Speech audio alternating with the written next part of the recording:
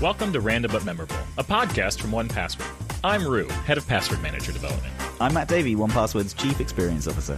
I'm Sarah, one of the founders at 1Password. I'm Anna, the producer behind the show. And we're the hosts behind Random But Memorable. Together, we offer up bi-weekly security advice, interview special guests from the cybersecurity community, and round up the latest security news in Watchtower Weekly. Plus, we may even play a silly security game or two. So sit back and enjoy the show. Yeah. All right. Someone is walking by the house, so I'm going to go on mute while Sarah intros Ask 1Password. Oh, not again. This is getting old now. Oh, is it the senior citizen or is it the lady walking her baby? It's the lady with the baby again. Can you believe the audacity? It's like the thing wants fresh air every day. You're setting this up now, Roo. Oh, my gosh. You planned this.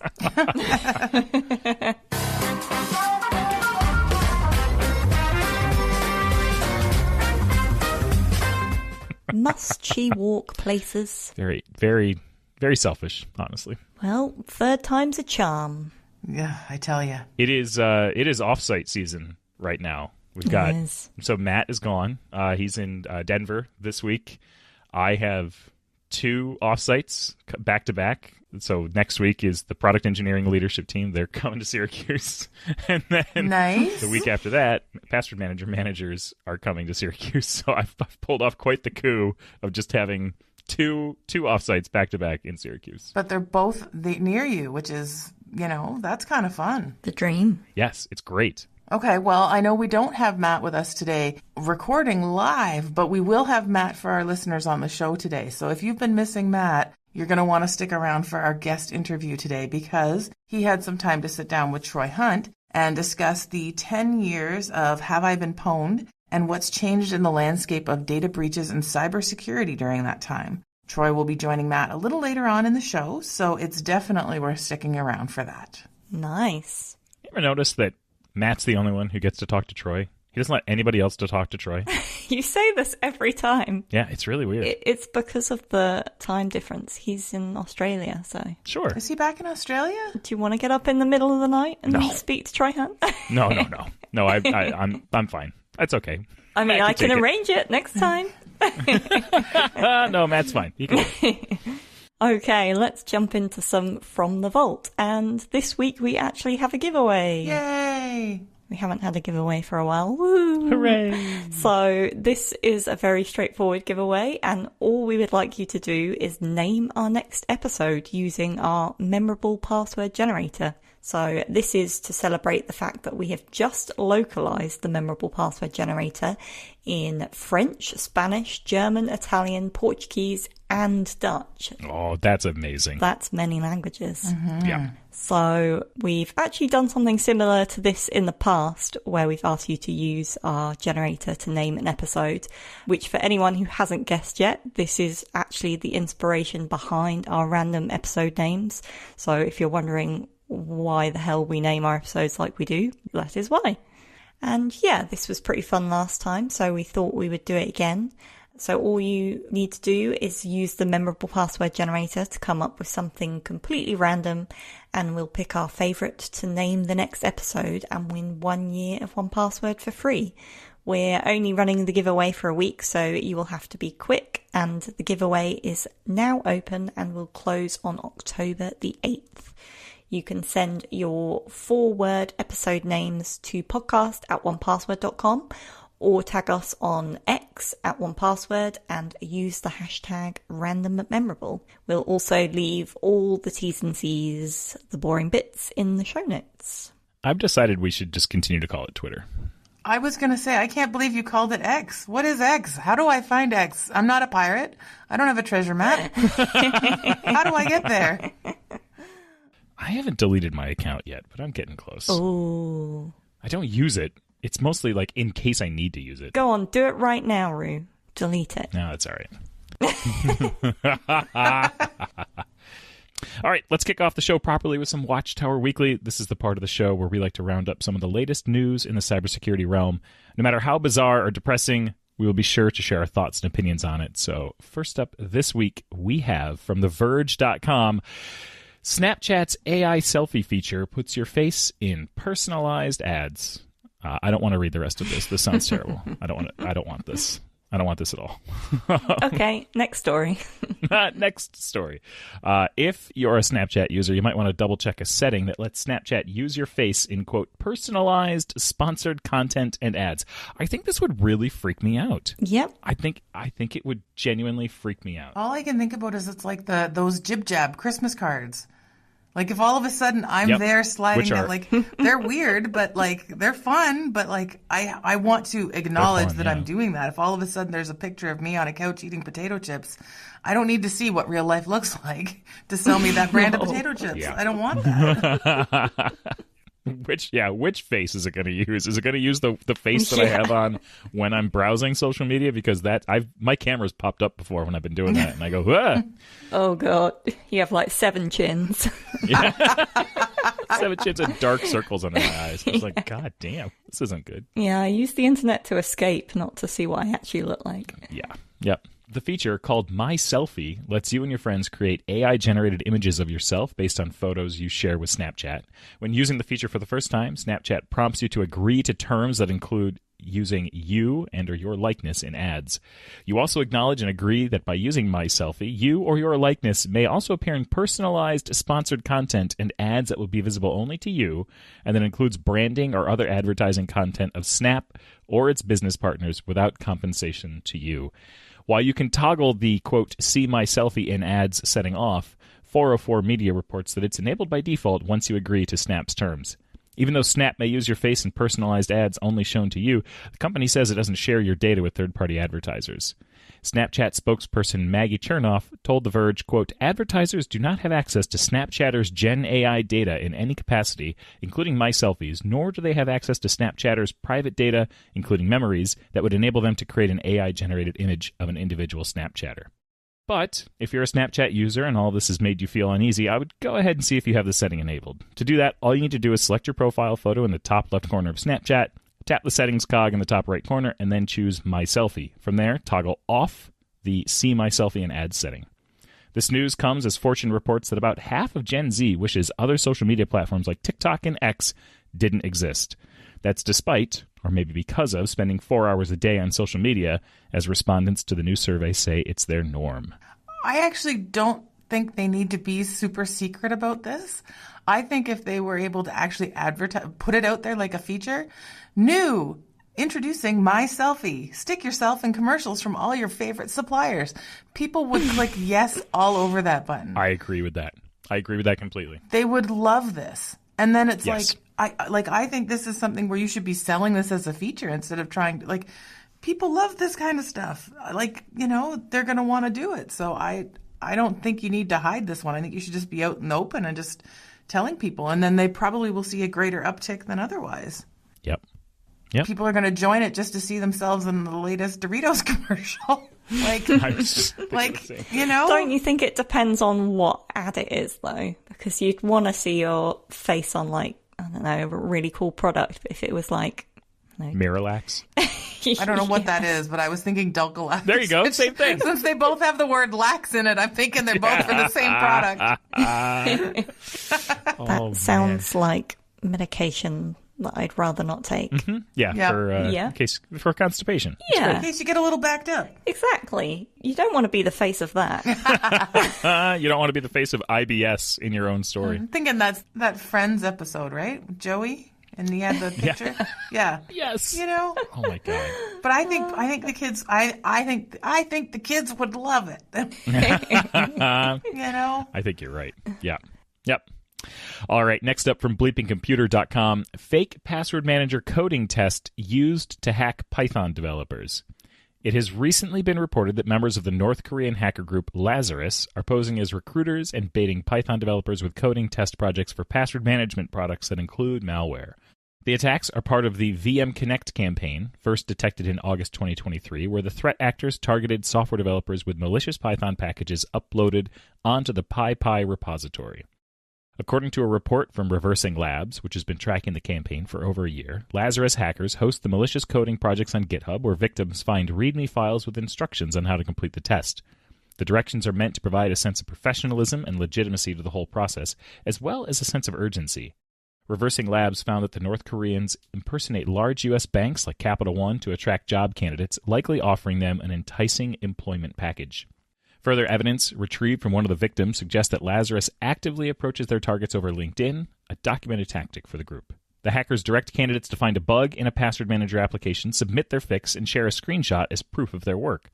The README file for the project instructs the victim first to execute the malicious password manager application, passwordmanager.py, on their system, and then start looking for the errors and fixing them. To make sure that the candidates won't check the project files for malicious or obfuscated code, the README file requires the task to be completed quickly. 5 minutes for building the project, 15 minutes to implement the fix, and 10 minutes to send back the final result. This is supposed to prove the developer's expertise in working with Python projects and GitHub, but the goal is to make the victim skip any security checks that may reveal the malicious code. Reversing Labs has found evidence that the campaign was still active on July 31st and believe that it is still ongoing. So I think the main takeaway here for any folks applying to software developer jobs is just to be wary when receiving invites from LinkedIn or elsewhere. Before receiving an assignment, verify the person's identity and independently confirm with the company that a recruitment round is indeed underway. Just put that extra step of verification in there before starting work on a recruitment test or coding project. That's pretty good. That's a pretty good scam, if I'm honest. Like, very smart. I don't like it. Don't get me wrong, I don't like it. But, like, that's well executed, I would say. All I can think about is things like the advent of code and, all of those little, like, they're fun little hacking projects where people like to do stuff and they like to contribute and they like to be a part of it. And like this is, different because people are looking for jobs. So it's part of the test that you need to do to get the job. But it's one of those quick little things where you just want to mess around with something and you just do stuff. And, there's a timer. As soon as there's a timer, all caution goes out the wind. Yeah. Because the timer is most important. So, yep. And the amount of work to go and figure out, like, is this place actually hiring? Is this a thing? Like, that's a lot of work. I can see why people would skip that. Yeah, for sure. Yeah, I feel like applying for a job is already stressful enough, and now you've got to worry about, like, coding tests infected with malware. Like, give us a break. Yeah, it's not cool. All right, the last one comes to us from Futurism.com. Man arrested for creating fake bands with AI, then making $10 million by listening to their songs with bots. Oh. Gosh. See, as soon as you hear this, you're like, he's a genius. I know, right? Yeah. How is this illegal? I want to, let's tell me more. I had a similar question. It's fraud. I'm assuming that this is fraud of some fashion. An alleged scammer has been arrested under suspicion that he used AI to create a wild number of fake bands and phony music to go with them, and faking untold streams with more bots to earn millions in revenue. So I think the bots already, using a bot to pump up numbers is already fraud and goes against the terms and conditions of probably every service out there. Yeah. In a press release, the Department of Justice announced that investigators have arrested a 52-year-old North Carolina man, Michael Smith, who has been charged with a 7-year scheme that involved using his real-life music skills to make more than $10 million in royalties. This reminds me, there's this guy that I saw on social media not long ago who makes songs for kids, and I think they're exclusively, variants of poop songs, or oh, poop, poop, poop, poop, poop on my fingernails. Yeah, stuff like that, right? And he's he's churned out thousands and thousands and thousands of songs. He's like, he goes, I compose them in minutes. He goes, I put them up. I bet he's on the charts. People listen to him. Yeah. I get a little bit of money. And it's all on the up and up, but this just reminds me of someone doing this thing over and over again. Very little skill level required for this. Yeah. Indicted on 3 counts involving money laundering and wire fraud. Ooh, yikes. The man faces a maximum of 20 years per charge. Where does the money laundering come in? 20 years per charge. Per charge, yep. Wouldn't it be great if it was 20 year per song? Murderers are wandering around. Justice system is weird. Yep. Yeah. With legitimate artists struggling to make ends meet via music streaming services, Smith allegedly worked with the help of 2 unnamed accomplices, a music promoter and the CEO of an AI music firm, to create, quote, hundreds of thousands of songs that he then, quote, fraudulently streamed. Smith emailed his alleged co-conspirators in late 2018 saying, we need to get a ton of songs fast to make this work around the anti-fraud policies these guys are all using now. Around that same time, the CEO of the AI music company, which also has not been named, began allegedly providing the musician with thousands of songs on a weekly basis. Smith, in turn, would then use automation to generate tons of fake listens. The CEO wrote in an email to Smith that the Department of Justice released, quote, "Keep in mind what we're doing musically here. This is not music, it's instant music," with a winky face emoji. To manufacture streams for these fake songs, Smith allegedly used bots that streamed the songs billions of times without any real person listening. As with similar schemes, the bots' meaningless streams were ultimately converted to royalty paychecks for the people behind them. By the New York Times regarding the extremely well-documented allegations of fraud, Smith issued a hilariously shocked statement, quote, "This is absolutely wrong and crazy. There is absolutely no fraud going on whatsoever. How can I appeal this?" Wow. I mean, yeah, like, that's not right. I don't know that it's 20 years per charge wrong. You're secretly impressed, aren't you, Roo? I mean, like... Yeah, I am. Yeah, I guess so. Like, yes. I would never do this, but also, like, okay. Like, maybe he's turning around. Like, we have a local hospital campaign right now to get an MRI machine. Like, maybe he's donating all that money to go get health care for his neighborhood. Like, oh, there you go. Maybe. You know, like, I don't know. This is weird. Like, if you can game the system, but 20, like, that's 60 years in prison. On the surface, this sounds like a victimless crime, but he did defraud streaming music companies for millions of dollars. So that's where the crime comes in. But isn't it on to those companies to say, what's your checks and balances? No, I don't think that holds up.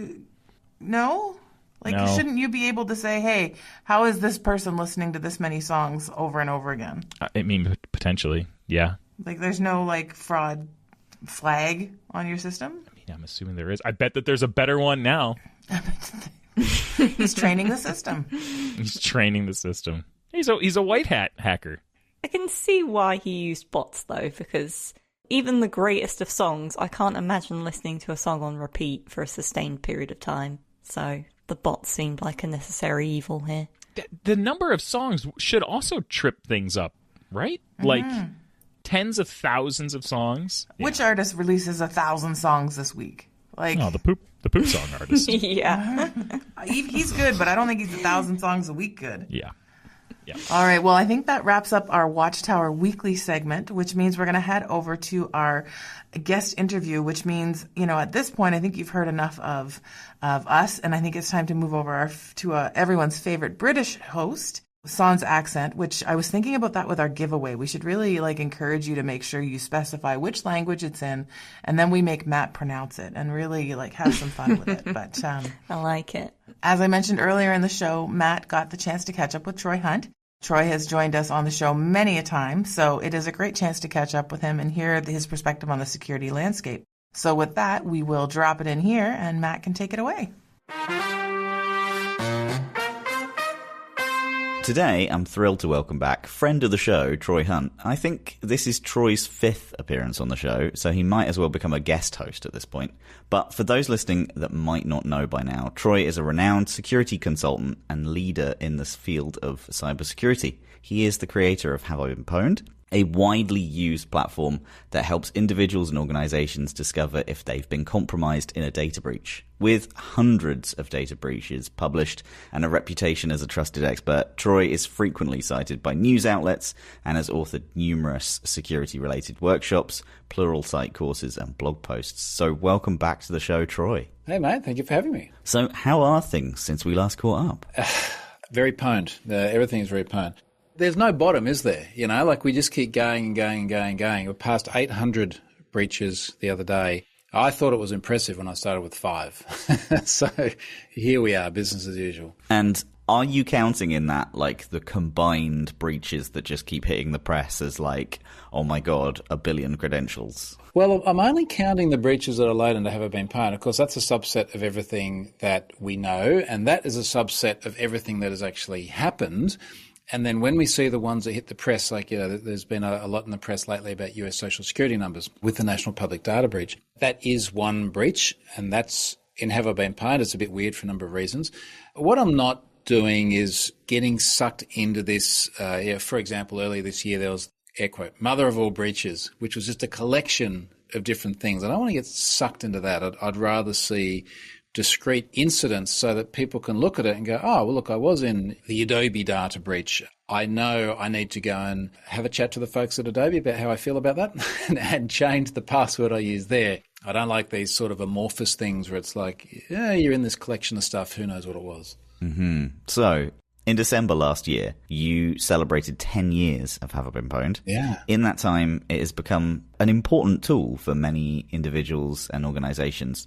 How has the platform evolved since its creation, and what impact do you think it's had on public awareness of data breaches? It's interesting that the platform itself really hasn't changed a lot until about now. We're just doing a rollover of the underlying database model. We got our first ever proper employee yesterday. We are literally at day 2 now. So we've got someone that we know very well who's taking care of that. So really, architecturally, nothing has really changed until now. And then it will still look the same on top. But now that we've actually got dev resources, now we'll be able to invest on top of that. Hopefully even give it a little bit of a spruce up. A lot happens in 10 years. And then I guess in terms of data breaches themselves, over the space of 10 years, it kind of feels like the overarching picture hasn't changed. Like we still have lots of breaches from lots of different places. And maybe all that's different now is I think we've gone through cycles of different things that were getting breached. Like around 2018, it felt like there was a lot of MongoDB being breached. More recently, I think we've seen a lot of sort of dependency pipeline breaches where there's a compromise. Snowflake, a perfect example. And there's a whole other story around how that actually happened. But we see a vulnerability like that then impact a whole bunch of customers downstream. Does anything surprise you anymore? Do any breaches, hacks, or vulnerabilities really shock you? Or have you kind of become like purely desensitized to all of this? I don't know if we're allowed to talk about them here. I have this vision. I've just got to find a conference that will allow me to do it. I want to have like the adults only talk one day about data breaches, about the weirdest stuff I've seen in data breaches. But I want to be able to continue doing talks. So I've got to be very careful how I do that. But I do see stuff occasionally where I'm just like, wow, I have just learned about a whole subculture genre that I never knew existed, and my eyes have been opened. We'll talk about it over a beer one day. So there's always that. I think the other thing that still just generally surprises me is particularly certain classes of data breaches. And obviously things like adult content is a good example. I'm fascinated by how many government email addresses are in there or corporate email addresses. And you're sort of going, have you not been paying attention?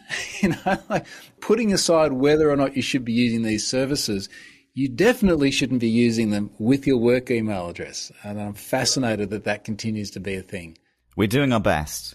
Like every time you add a work email address or something that is blatantly personal and store it in your personal vault, 1Password now, like all the lights and whistles go off and we try and kind of say, hey, you should put this in this other vault. Yeah. But I feel like by the time that you use a password manager, you're probably like well aware of what you're doing at that point. But that might not be true. We are receiving pretty good feedback on it. So that was my immediate thought. It's a little bit like preaching to the converted. But of course, if you're in an enterprise, it's the enterprise that is the converted, and they're trying to drag everyone else kicking and screaming into the future, I guess. So which of the breaches over the last kind of 10 years really kind of stand out to you?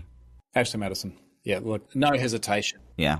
The one that kind of kicked it, or like the big one that kicked everybody's general awareness of this, I think, right? Well, I think Ashley Madison was fascinating for so many reasons, and in part because when you say the big one that kind of raised awareness, I remember at that time, and this was 2015, right? So we are now more than 9 years in since then. In fact, it'll be almost 9 years to the day when that data dropped. And at the time, people were saying, like, is this going to be the wake-up call? Is this going to be the one where everyone sort of goes, oh, yeah, we should be more careful with our personal data and our cybersecurity if we're a provider like they are? And, of course, that didn't change anything. But I think what was so fascinating about it, it was just sort of the perfect combination of factors to get it massive media attention, to have huge human impact. I mean, just in the last year, we've seen 2 different documentaries come out about this incident, which is fascinating to be a mainstream thing that I've had random people that I know pop up and go, hey, I saw you on the Ashley Madison documentary thing. It's like, well, okay, like normal people are watching this.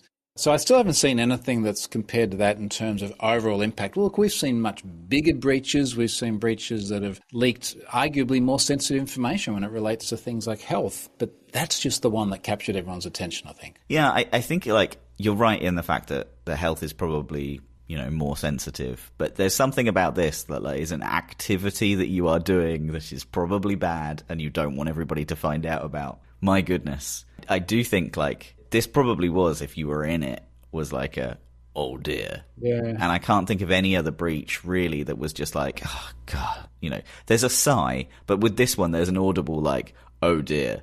Yeah. And I think because it's salacious, that gets extra attention, because even before the breach, Ashley Madison had attracted a lot of ire from the masses about the ethics and morality of adultery. And it was an interesting thing to watch. It feels like American daytime talk show host kind of TV, just sitting there watching this thing unfold. And of course, we learned so much as the incident unfolded as well about the mechanics of how the organisation worked and about the bots and the engagers and the way their business model operated. I think in general, that's something I find fascinating about breaches. It peels back the veneer of these services and you get to see what's actually happening under the covers. Mm-hmm. So kind of taking it back to your process and how this generally works, how do you verify and investigate a data breach? And that process, has it changed over the last 10 years? Hasn't overly changed, and I have written before about how I verify data breaches, but in a nutshell, being able to reliably attribute the source of an incident is enormously important for a couple of reasons. One is that the individuals in this data breach really want to know who was it that mishandled their data. Where do they go to complain or get upset or ask their records to be deleted or whatever it may be? The other is, I guess, from my own self-preservation point, I want to get this right. I don't want to go out there and say, hey, Acme Core has had a data breach. And it wasn't Acme Core, it was someone completely different, and that then caused damages to their organisation. So verification and attribution to a source is important. One of the easiest ways to do that is if there's a data breach, it's got lots of email addresses in there, let's say it's 1 million email addresses, there's almost always Mailinator addresses. And Mailinator is a public mailbox. You can send a mail to troy@mailinator.com and then go to mailinator.com and put Troy in there and you'll see the mailbox. And no one creating a Mailinator account ever expects privacy. They expect it to be a public mailbox. Now, if I can go to a data breach and out of that 1 million, I can grab several Mailinator addresses and then go to the password reset form on the service that the breach was alleged to have come from and put the address in and then see the reset email go to the inbox. It's wow, what are the chances? There's multiple email addresses alleged to have come from this service and they all exist. They all are customers of the service. So that's a really solid way. I've got almost 5 million subscribers on Have I Been Pwned at the moment. This is just the freebie, enter your email address. I'll let you know if you turn up somewhere. Occasionally, I will reach out to a bunch of those that are in a new breach and I'll say, look, you signed up to this service. You want to know if you've been in a breach? I think you might have been. Can you help me verify if this is legitimate? Did you use that service? Did you put your email address in there? A lot of the time people have got receipts because they bought something or the welcome email that they've kept. And of course, going back to the organisation itself, particularly if disclosure is required, I'll go to the company and say, look, I've got this data. Someone sent it to me. I think it's yours. You should know about it. And there's nothing like confirmation from the organisation itself to be completely confident of the source. The disclosure element, has that changed over the last 10 years? Do you find at the beginning, disclosure was very much optional and also very much nah, we didn't do it, and kind of behind closed doors. Is it any better? I think I look at disclosure in two parts. There's my disclosure to the organisation of letting them know, and that's pretty much the same for me. I'd say it's still painful. It's still one of the hardest things I do. And then, of course, there's the disclosure of the organisation to the impacted individuals.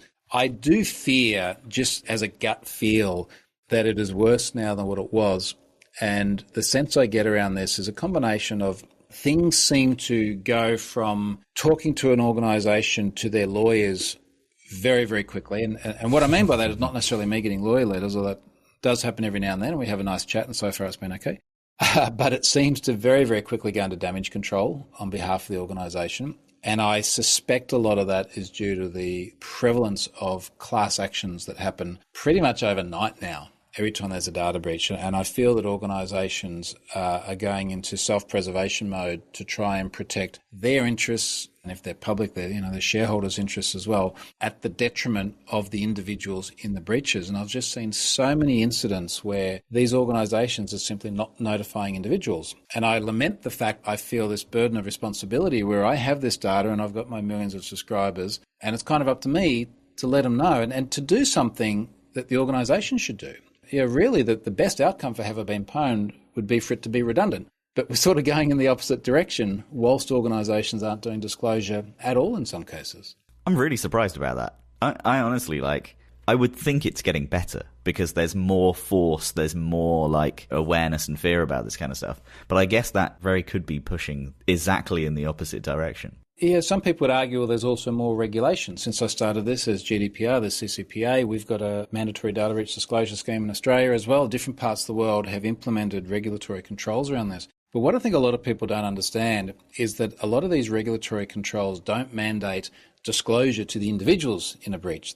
They usually mandate disclosure to the local regulator. Mm-hmm. And I've seen so many examples, and Europe is probably a particularly good one because people are like, let's go and GDPR these guys. I feel like it's a verb. We're going to go and GDPR this company because they didn't disclose to us. Yeah, but they disclosed to their local regulator, and there are only certain conditions that need to be met in order for them to have to tell you as well. That I find is a bit of a shame. I just think just as a good faith thing and frankly a corporate responsibility thing, if you've lost someone's data, let them know. That doesn't seem too hard to me. You mentioned earlier that you've kind of see this trend move from things that are breached and different pieces of data. Can you talk some more about that? What are the things that you've observed and what currently are some of the most common vulnerabilities that do lead to data breaches? Scraping has definitely been one that we've seen more prevalent in recent years.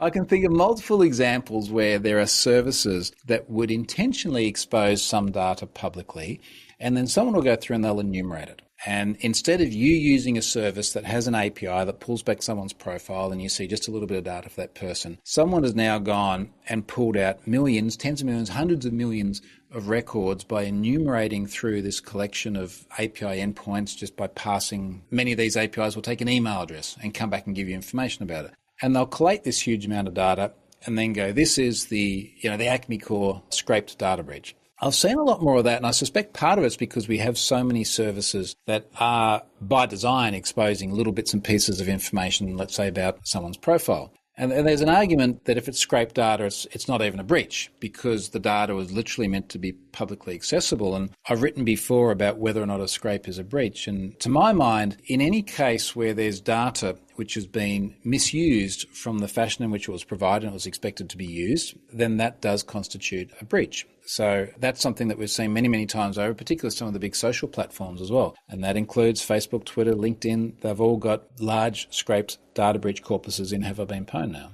Interesting. Yeah, I'd never really kind of thought about that element. If something is protected, but it's still kind of leaking small bits, you can still bundle all of those up and it's still dangerous. I think also that a valid question here is if you are in one of these incidents, LinkedIn's a great example because that was a massive scrape. If someone scrapes your data and your personal attributes and the things that by design you've given to LinkedIn to be discoverable by other people, but they've siphoned up yours and millions of others of personal profiles, would you want to know about that? Would that bother you? And most people say, yeah, look, that's not what I gave my data for. And of course, scraping it is a complete violation of all the terms and services, but that's not really what hackers worry about, is it? They just want the data. Yeah, I think I'd be bothered by it because of what it's used for rather than when you give it to LinkedIn or something like that, there is a purpose to that. And then I'd like to be aware when it's used badly because that is kind of part of something that you can use in order to say, actually, I'm sort of protected about this because I know that that's out there, so I'm not going to use it as a security question if I have to or something like that,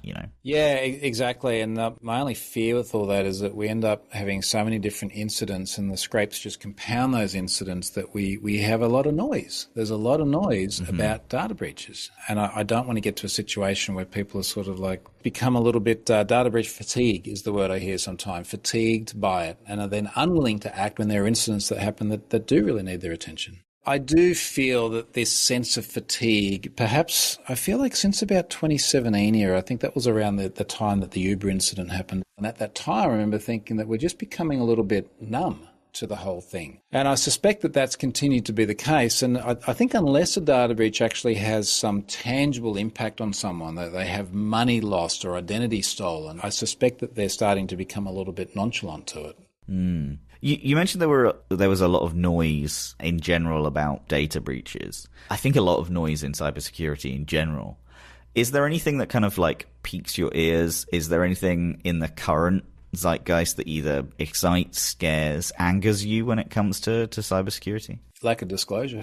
What angers me, it's I don't need much time to think about that. The fascinating thing is, as Have I Been Pwned has become more mainstream and more accepted, I've spent a lot more time with people in law enforcement capacity and people in politics, and people who are making the regulations around these things. And I've really been interested to see their position on all these things. And it's so well aligned with ours. They're like, yeah, of course people should be told about data breaches. And yeah, we need to clamp down on these organisations. But I see very little of substance change. And maybe this is just part of that age-old problem of technology moves forward so quickly. And the law takes a long time to catch up to it. But it just feels like we're much further behind now than what we were before. And again, maybe that's just reflective of the exposure I've got now too. But there's a gap that we need to try and fill here.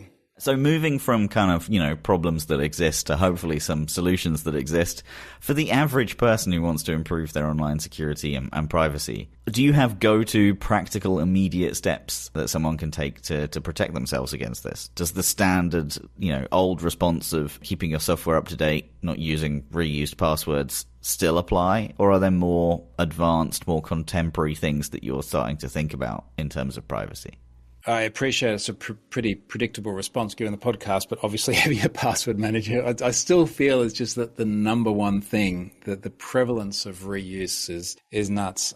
We can trace back so many different incidents, whether it's the reused password of the individual who's the victim, that's the mum and dad at home, or whether it's the business email compromise situation, or whether it's a corporate account which then has the keys to the cloud. There's so many of these things tied back to compromises of passwords that are just the bare bones basics. And then, of course, on top of that, the continual lack of multi-factor authentication. That is still a stunning thing, particularly when we've got so many different ways of doing it now. I mean, we've got the emergence of passkeys, which really didn't exist only a few years ago. That's great. We've got U2F keys. We've got authenticator. Like, we have so many different ways of doing this now. It's just kind of crazy that we still often miss that. So I feel that they're still all there. It's still all the same fundamentals. And even as we move forward into passwordless, regardless of which variety that we look at, we're still gathering passwords faster than what we're discarding them. So this problem really still keeps growing. And I remember even 10 years ago, I'd do interviews and people go, are we still going to have passwords in 10 years? And now I talk to people, I'm like, do you have more passwords now than what you did 10 years ago? And everyone's like, yeah, because the old ones don't die. Like I got more than what I've ever had before. So I still feel that this is just the absolute heart, and it's the low-hanging fruit too, right? We have easy solutions to this. I think that's the headline, honestly. Like, even with passwordless, we are still accruing passwords. It's just now I am accruing passkeys. What do you see, as the biggest challenge in combating like all of this in the next few years? Do you think the industry is prepared for it?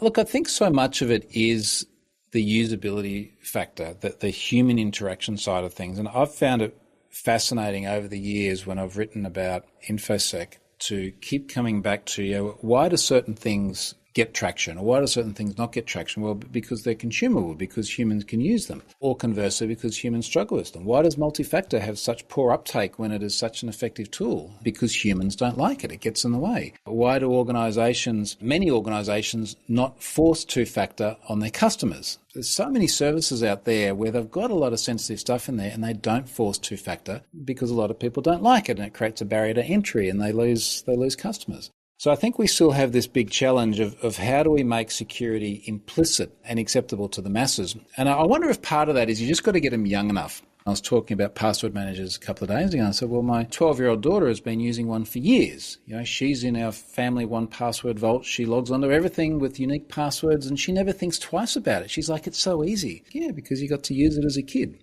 Maybe we've got to get a foothold in the schools, and start making security something that kids just grow up with and they don't think twice about. Do you think that's where the place where you can be optimistic about the future of cybersecurity?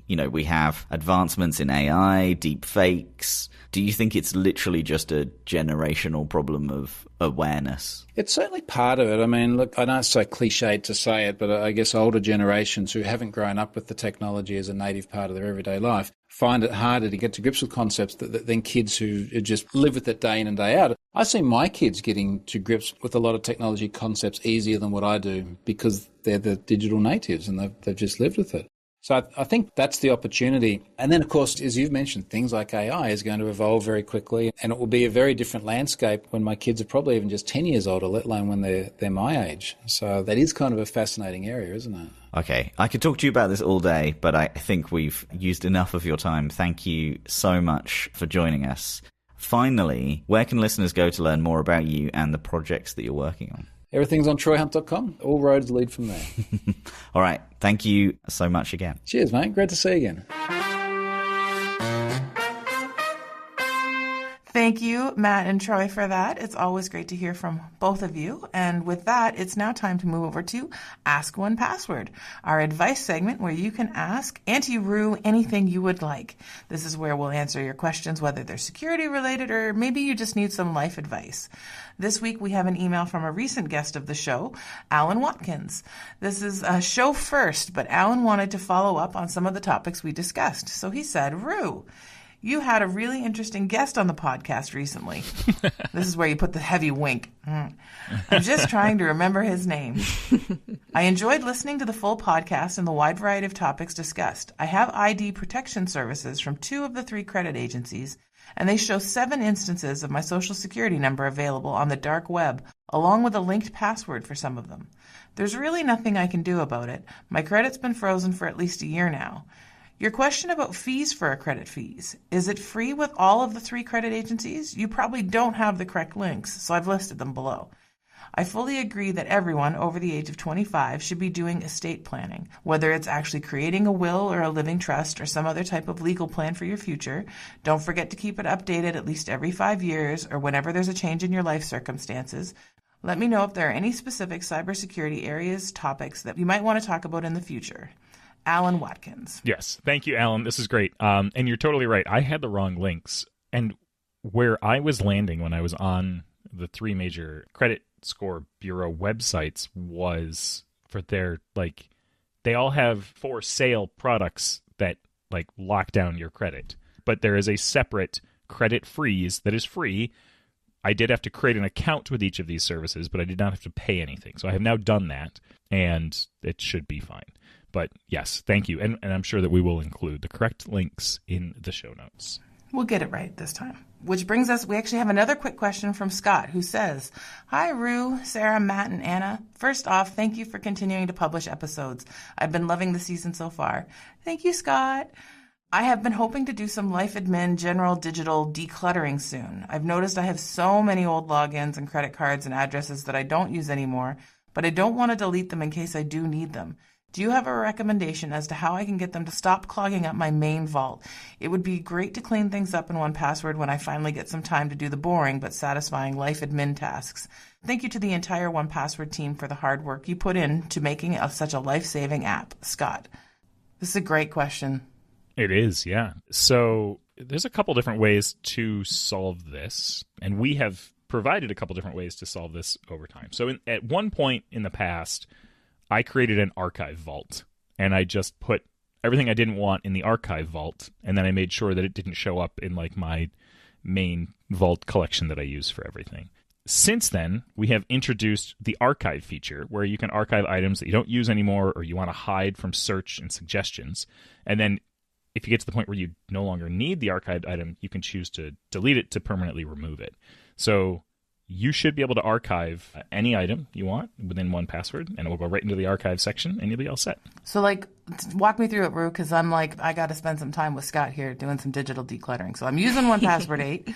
I click on the login, and I can see, like, I open the app, I look at it, I'm like, ooh, that's old. There's just a handy little button right there. You made it that easy for me? So, yes, Sarah, when you are viewing an item, you can tap on the More button in the upper right-hand corner of the item details, and it'll pop up a little menu, and you'll see at the bottom there's Delete, and right above it is Archive. And if you click Archive, it'll shove it into the Archive section, and you'll be all set. Love it. Yep. Love it. Very easy. You can also drag and drop. Makes it quicker, Scott. You can just do like 4 or 5 at a time. You don't have to, like, do the whole thing. Very nice. Yeah, you can just drag and drop. It's great. So with that, shall we move on to some password panic? Yes, but we don't need to play the song. We can just go to password panic. You can put it in later. Okay, so let's close out today's show with some password panic. This is our latest game, which never seems to have a clear winner. But I think that's become part of its charm. So let's kick it off and play the jingle. Password panic. Answer quick, recall the list, and only time will show how the competition in this edition of Password Panic will go. So, welcome to Password Panic, the fast-paced memory testing trivia game. Here we have to answer a number of general knowledge questions to create one long password. But there's a twist. When answering, Sarah and Roo must recite every correct answer from the round in order before adding the new answer to the list. As this long list grows, we will begin to create a complex password. Whichever host remembers the most correct answers is crowned the winner, but we usually don't have a winner. We don't know how to do that last part. We don't know how to bring it home. So No, that's fine. The crown is on the shelf. And you might hate me this week because I've decided to ramp up the difficulty a little bit. Oh, it was already too difficult. I'm sorry. If this is heavy geography, I'm out. I will leave. Oh. Well, the questions follow a theme. and that theme is geography. Where do you live? Well, we'll see. I'd like to see how quickly you can guess the theme. So here we go. Question number 1. What is the currency of Mexico? Bing. Go on, Roo. The peso. It is the peso. See, you said it was going to be more difficult, so immediately I was like, the answer's peso, and I'm like, well, don't buzz in, because it's obviously not. There's no trick questions, Sarah. It's not peso. Number 2. What's the first name of the Hollywood actor known for playing Joel in The Last of Us and Mr. Fantastic in Fantastic Four? And this has to be you, Roo. I don't watch either of those shows. I don't know who. I don't know. I don't know who these people are. Oh, wait. No, wait. Oh, bing. Go for it, Roo. Oh, God. I've already got the theme. Peso Pedro. Yes. Jesus Christ. Number 3. What is the name of the famous detective created by Agatha Christie? Bing. Yep. Peso Pedro Poirot. Yes. Are you getting the theme yet? Yeah. Number 4. Which Italian city is famous for its leaning tower? Bing. Peso Pedro Poirot Pisa. Very good. Okay, I like this. I genuinely like this. This is good. Oh, there's got to be a poop joke happening. Everything else we've talked about so far today, all I can think about is to answer with poop. Okay, 5. Which South American country is famous for its Amazon rainforest and Andean peaks? Bing. Go for it, Roo. Peso Pedro Poirot Pisa. Yep. Peru. Wow. Oh, Peru. Okay. I'm pleasantly shocked how well you're doing this. Geography. Okay, let's keep it going. What name is given to the game where a player must eat all the dots inside an enclosed maze whilst avoiding coloured ghosts? Bidoo. I got one. Sarah, go on, you can do it. Okay. Peso, Pedro, Piro, Pisa, Yes. Peru, Yes. Pac-Man. Yes, very good. Very good. Oh, 1 out of 6 I got. I've never had a game on this podcast where I'm rooting for you this much.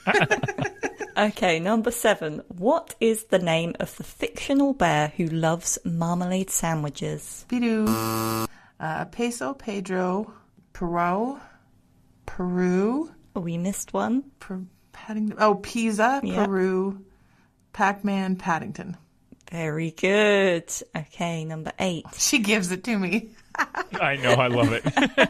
She's like, you've sucked so far today, Sarah. We're giving it to you. Oh, okay. I don't think we've ever got this far before. This is number 8. Which mathematical constant is approximately equal to 3.14159? Bing. Peso Pedro Poirot Pisa. Yes. Peru. Pac-Man. Wait. You got one more. Wait. Paddington, and then Pi. Very good. Totally drew a blank. Okay, number 9. What is the name of the long, thin tube-shaped pasta in Italian cuisine? Bidoo. A reluctant Sarah. Please, let's do it. Peso, Pedro. Perot, Pisa. Peru. Pac-Man, Paddington. Whatever Roo just said that starts with a P. Pie. Pie, that was the one that you eat. And then penne. Yes, very good. Oh my gosh. Oh, that's not what I thought it was going to be. But okay, good. Okay, so I actually only have one last question here because we never get to 10 questions. Sarah, we're going to team up, okay? We're going to team up to bring this home. Yep. Yeah. I think whoever buzzes in first gets the win. Okay, but, well, we're going rogue. You can't control us. Okay. Final question. I do what I want. Which letter is often used to symbolize parking? What? What? For real? Yeah. Oh my gosh. For real? All right. Bing. We'll go Peso, Pedro, Poirot, Pisa, The tower. Yeah. Peru, Yeah. Pac-Man, Paddington, Yeah. Pie, Penne, P. Very good. Wow. How did you score better in this round than any other? Does the letter help? It's the letter. Interesting. It's the theme. It's the letter. Yes. It definitely tells you that you've got to think of a word with a P. 100% it helps. Yeah. That was great. This is what Sesame Street has taught us. Yeah. This episode has been brought to you by the letter P. Correct. Yes. Yes. That's how I knew it wasn't rigatoni. God, now I want pasta. I'm on a page of 34 pastas, and it's just... Oh, I think I'm making pasta for lunch. You're going to go hang out in Pisa and eat some pasta and play some Pac-Man? Nice. Well, that was genuinely fun. I recommend that again, please. Let's do that. Let's do that next time. Next episode sponsored by the letter F. Ooh. Fantastic. Well, this was fun. Love you both. Love you both. Love you too. Bye-bye. Bye-bye. Thank you so much for tuning in this week. If you're enjoying the show, we'd love it if you could subscribe to the podcast on Apple Podcasts, Spotify, or wherever you listen to your podcasts. You can also leave us a rating or review. It's one of the best ways to support Random But Memorable, and we always love reading your feedback. We're also a community-led podcast, so if you have any questions for us, topic requests, or even guests you'd like to hear from, please send us an email at podcast@onepassword.com. We read all of your comments and look forward to hearing from you. We hope you'll join us for the next episode with plenty more random moments in the wide world of cybersecurity.